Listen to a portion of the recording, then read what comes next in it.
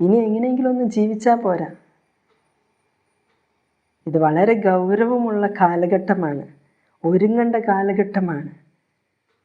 ദൈവിക കാര്യങ്ങൾ അറിയില്ലെങ്കിൽ അന്വേഷിച്ച് കണ്ടെത്തി ദൈവത്തെപ്പറ്റി അറിഞ്ഞ് ദൈവത്തിൽ ആശ്രയിച്ച് ദൈവത്തെ സ്നേഹിച്ച് ദൈവത്തെ ആരാധിച്ച് അങ്ങനെ ജീവിക്കേണ്ട കാലഘട്ടമാണ്. ബാക്കിയൊക്കെ വിടണം.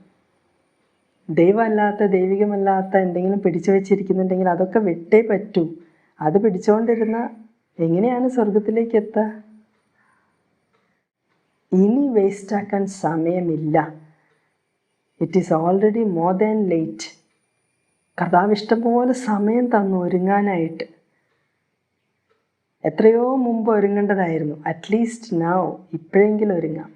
അതാരായാലും, ക്രിസ്ത്യാനി ആയാലും ക്രിസ്ത്യാനി അല്ലാത്തവരായാലും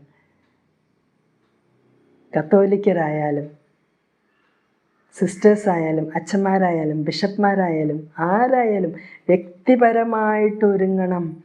വ്യക്തിപരമായിട്ട് പരിശുദ്ധാത്മാവിനാൽ ശുദ്ധീകൃതവും പ്രകാശിതവുമായൊരു ഹൃദയം ഉണ്ടാവണം.